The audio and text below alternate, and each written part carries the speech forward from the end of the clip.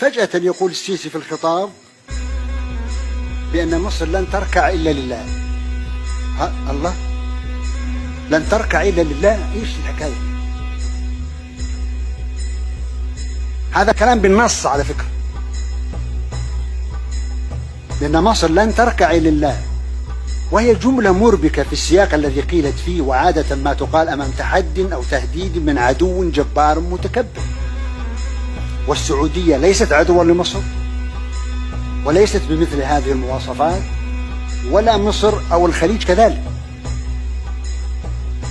ومع هذا واستجابة مع جملة الرئيس، كتبت صحيفة الأهرام رأيها صباح اليوم التالي، يعني في 24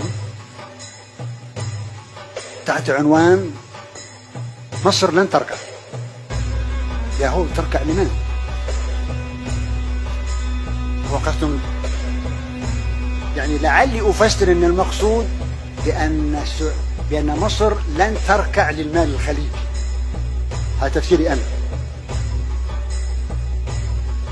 وإذا كان هذا التفسير صحيحا، ليش تطالب بالرزدجة؟ لماذا تطالب إذن بالمال الخليجي؟